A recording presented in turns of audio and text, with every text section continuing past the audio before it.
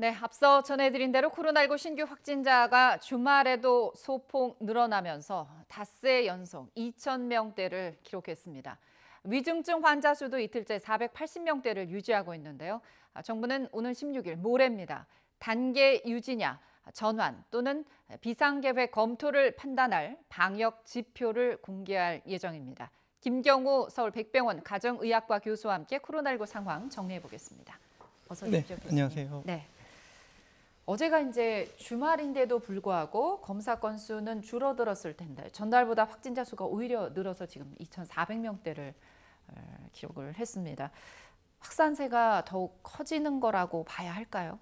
네, 그렇습니다. 지금 전체 연령층별로 다 증가세에 있지만 특히 이제 확진자 수가 많은 연령층이 10대 아무래도 예방접종을 못 맞고 있기 때문에 그리고 60대 이상 고령층, 그러니까 면역력이 좀 떨어져 있는데 백신 맞은 지 좀 시간이 경과가 많이 됐기 때문에 그런 분들 위주로 좀 확산세가 많은 확진자가 발생하고 있고요. 이제 40, 50대 같은 경우에도 백신 접종을 많이 완료를 하셨는데 아마도 이제 가족 간 감염으로 추정되는 감염이 증가하는 것으로 보이고 있고 또 위중증 환자도 계속 증가하고 있어서 불과 한 10월 말 330명대에 비해서는 한 50% 더 증가하고 있는 그런 양상이라고 말씀드릴 수 있겠습니다. 네, 접종을 하지 않은 10대 또 60대 이상의 고령층에서 지금 확진자가 계속 늘고 있고 또 가족 간 감염을 통해서 이제 확진자가 계속 발생을 하고 있다는 얘기셨습니다.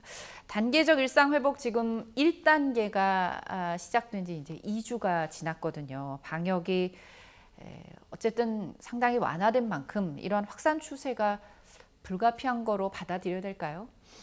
네, 이제 위드 코로나로 이제 전환하면서 이제 많은 분들이 예방 접종을 하셨기 때문에 감염자가 좀 많이 증가하지 않고 증가하더라도 위중증으로 진행되는 것이 많이 적지 않을까 이런 기대를 많이 했었는데요.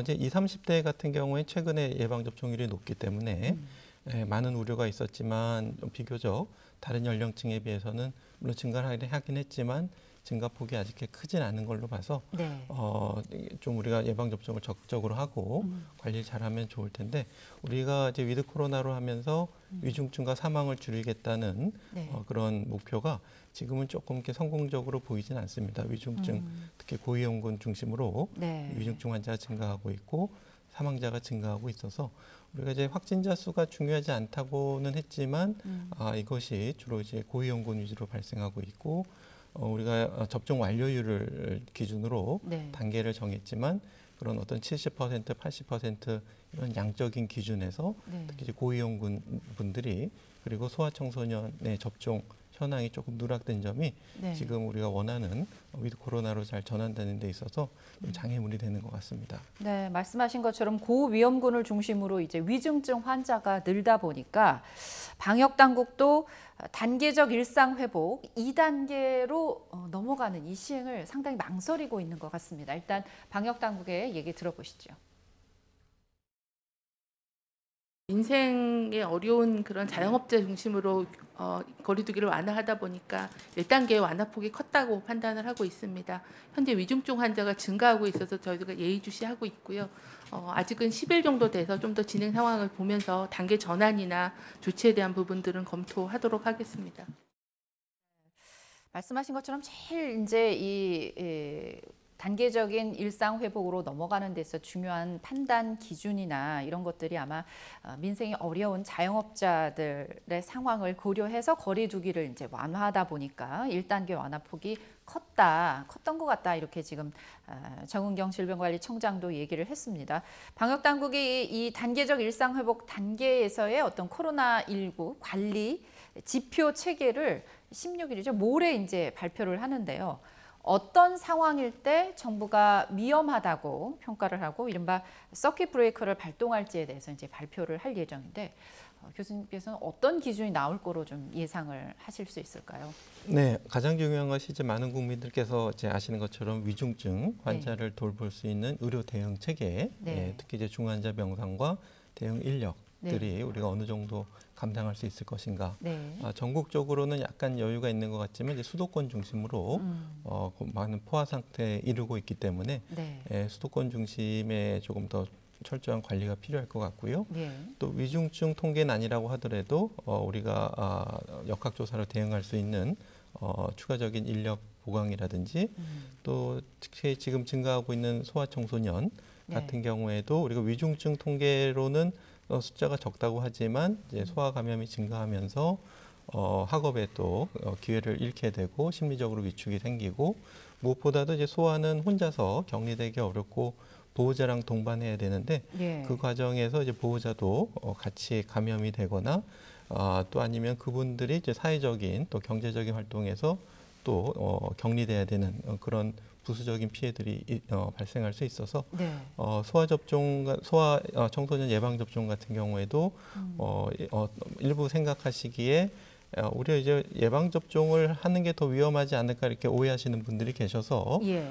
예방 접종의 이득이 크다는 것을 다시 한번 모든 분께서 다시 한번 판단하시고 예. 적극적으로 예방 접종에 참여해 주시는 노력들이 필요할 것 같습니다. 네, 소아 청소년의 백신 접종을 적극적으로 지금 권유를 해주셨습니다.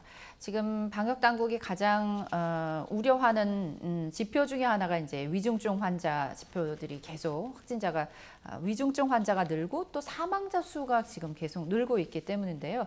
이런 것이 이제 단계적 일상 회복 1단계를 시행하는 데 가장 큰 부담으로 작용을 하는데 이런 증가세가 더 이어질 수도 있다고 보시는 거죠? 네, 그렇습니다. 지금 위중증이나 사망 환자 통계는 확진자가 증가하고 나서 네. 2, 3주 후에 이렇게 여파로 밀려오게 되는데 네. 아직 확진자 통계는 계속 증가세에 있고 확산 속도가 약간 꺾이긴 했지만 여전히 높은 상태이기 때문에 예.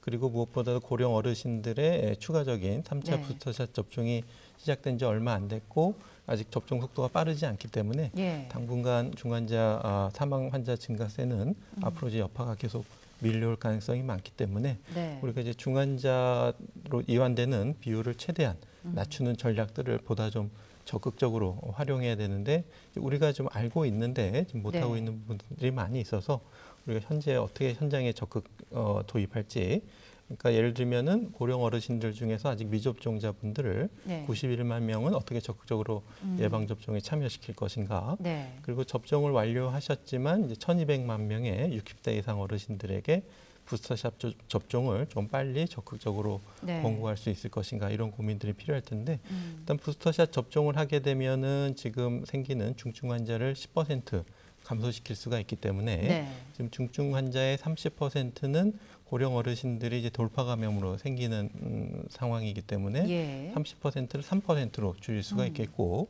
또 무엇보다도 미접종자분들을 예방 접종을 하게 되면은 중증으로 이완될 확률을 90% 이상 감소시킬 수가 있기 때문에 네. 70% 발생하는 걸 이제 7%로 감소시킬 수 있다는 계산이 나올 수가 있겠고요. 그렇군요. 또 우리가 가지고 있는 여러 가지 치료제, 항체 치료제라든지 항바이러스제라든지 네. 이런 것들을 경증이지만 고위험군이신 분들께 네. 초기에 적극적으로 투여하게 되면은 역시 중증으로 진행되는 것을 절반 이하로 낮출 수가 있기 때문에 네. 적극적인 치료를 도입하게 되면 중증으로 이완되는 중환자 비율을 우리가 줄일 수가 있겠고 예. 우리가 보다 위드 코로나 현재 많은 경제라든가 사회 활동에 있어서 보다 좀 여유를 가질 수가 있기 때문에 네. 적극적으로 좀 관리하는 노력들이 좀 필요할 것 같습니다. 네.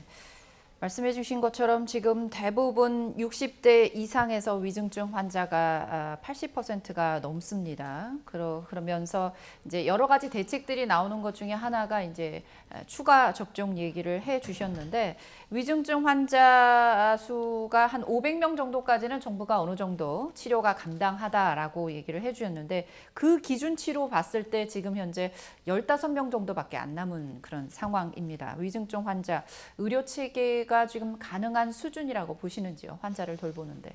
지금 현재 시점에서 가능한데 네. 말씀하신 것처럼 앞으로 더 증가하게 되면 감당하기 어려울 것 같습니다. 왜냐하면 지금 현재에서 조금 더 늘어나게 되면은 감당할 인력도 좀 부족하고 물론 이제 어느 정도는 우리가 병상 운영을 좀 적극적으로 활용한다든지 하면서 조금 버틸 수는 있겠지만 이제 중환자를 좀 줄이는 노력들 만약에 이제 중환자를 우리가 감당하기 어려울 만큼 많이 발생하게 되면 이제 우리가 코로나19 초기 때 해외에서 보였던 것처럼 한정된 자원을 누구에게 배정해야 될 것인가 하는 좀 우리가 좀 비극적인 고민을 해야 될 수도 있기 때문에 예. 우리가 적극적으로 지금 중환자 환자 네. 발생 비율을 최대한 줄이는 노력들이 좀 필요할 것 같습니다. 네, 그래서 그런지 이제 정부도 요양병원, 요양시설에 대해서 추가 접종 간격을 조금 단축하는 그런 방안도 지금 고민을 하고 있다고 알려지고 있습니다. 올해 이제 수능이 이번 주 목요일입니다. 문제는 학생들 사이에 이제 코로나 감염이 지금 늘고 있다는 건데요. 확진자가 급증하더라도 수능은 예정대로 질 거다라고 교육당국 얘기를 했습니다만 어떤 대책들을 좀 미리 마련을 해야 할까요? 네, 그럼 올해 두 번째 맞는 수능이라서 네. 아마 작년의 경험을 바탕으로 이제 적극적으로 예. 잘 하실 것으로 생각이 되고 무엇보다도 올해 수험생들은 이제 예방 접종을 많이 했기 때문에 네. 보다 좀 안전한 수능이 될 것 같은데 네. 물론 이제 예방 접종을 한다고 해서 100% 예방 효과는 있는 건 아니기 때문에 예. 접종 완료자 중에서도 이제 감염자가 생길 수가 네. 있고 또 미접종 확진자 중에서 미접종자 중에서 또 이제 확진이 되거나 또 의심 증상을 나타낼 수가 있기 때문에 네. 이것에 대한 어떤 준비, 그러니까 격리자라든가 이제 확진자도 충분히 수능을 볼 수 있겠다 예. 이렇게 준비를 하고 계신 것으로 알려져 있고 예. 이게 어떤 정부 당국의 어떤 대응보다 지금 수능을 앞두고 있는 고3 수험생의 어떤 가족을 보게 되면은 네. 다른 형제 자매가 이제 감염이 되게 되면은 예방 접종을 맞았다고 해도 공동 격리를 하게 되면은 또 이제 그만큼 어려움을 겪을 수가 있기 때문에 예.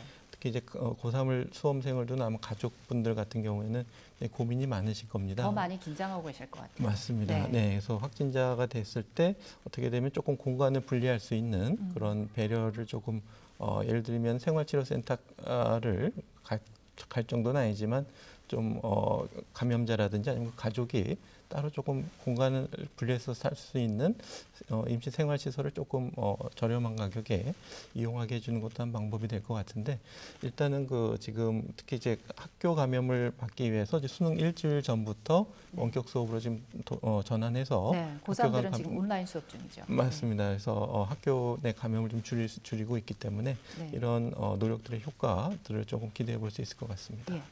수능이 끝난 후죠. 22일부터 지금 초중고등학교 전면 등교가 예정돼 있습니다. 확진자가 더 나오지 않을까 하는 걱정이 앞서는데 제일 중요한 청소년 백신, 아까도 잠시 얘기를 해주셨습니다만 이 백신 접종이 그다지 속도가 나지를 않고 있어요. 그러다 보니 10대에서도 지금 확진자가 계속 늘고 있거든요. 어떻게 하면 좀 접종 속도를 낼 수 있을까요?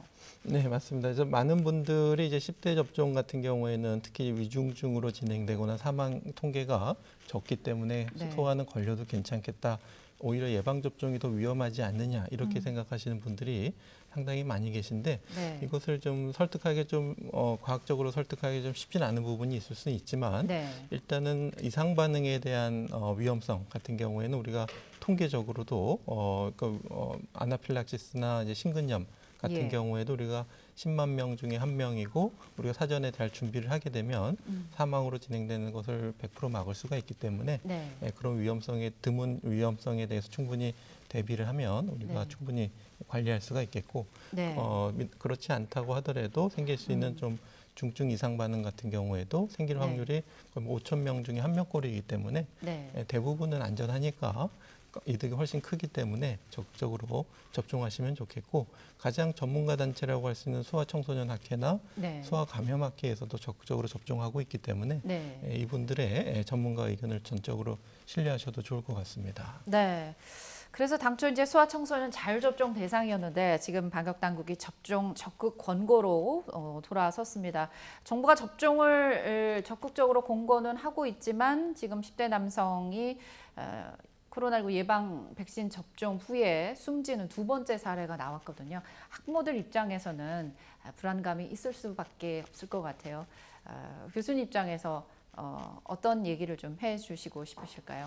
네, 일단은 뭐 접종으로 인한 것이든 아니든 이제 돌아가시는 건 굉장히 좀 안타깝고 가슴 아픈 일인데 이제 인과성이 있느냐는 조금 좀 다른 문제일 수가 있겠습니다. 그래서 네. 75일 또 72일 만에 사망하셨는데 인과성에 대한 조사는 좀 필요하겠지만 그렇게 인과성에 대한 걱정을 크게 하실 필요는 없으실 것 같고요. 물론 네. 이제 돌아가신 사인에 대한 조사는 좀 충분히 필요할 것 같고 네. 많은 분들이 예방 접종 시 주의 사항을 네. 잘 숙지하고 지켜주시면은 충분히 예방할 수 있을 것 같습니다. 네. 이 백신 접종률이 계속 올라가고 있는데도 이런 가운데 이제 치료제 개발도 이제 전 세계가 지금 속도를 내고 있습니다. 우리 셀트리온이 개발한 레키로나가 유럽에서 정식 허가를 받았다는 소식이 들어왔거든요. 먹는 치료제가 아닌 항체 치료제인데 어떤 차이가 있고 안전성은 확보가 된 걸까요? 네, 지금 알려진 바로는 특히 안전성에 대해서는 크게 우려할 만한 이상 반응은 아직 없기 때문에 예. 안전성에 대해서는 충분하고 네. 이제 적응 대상 같은 경우에도 고위험군이시지만 경증 1단계 초기 단계에 네. 쓸 수가 있겠고 또 이제 가벼운 폐렴이 오신 중간 단계의 모든 성인에서 쓰실 수가 있는데 문제는 말씀하신 것처럼 먹는 치료제가 아니고 정맥 주사로 1시간 동안 투여를 해야 되기 때문에 예. 집이나 어떤 시설에서 좀 쉽게 하기가 어렵기 때문에 예. 의료기관에서 이제 투여해야 되는 좀 어려운 점이 있는데 적극적으로 그래도 좀 고위험군 분들은 재택 치료를 하시다고 하더라도 이렇게 통원 치료를 해서 주사를 맞고 다시 집에 가신다든지 4, 5일 정도 시설에서 치료하고 집으로 가신다든지 이렇게 하게 되면은 조금 중증화되는 것을 좀 충분히 줄일 수가 있을 것 같고요. 네. 또 해외에서 이제 다른 치료제 같은 경우에 피하 주사도 많이 연구가 되고 있기 때문에 네. 아마 레키로나주도 만약에 피하 투여가 가능하다는 근거가 있으면 네. 조금 더 널리 보급될 수 있을 것으로 기대가 됩니다. 네.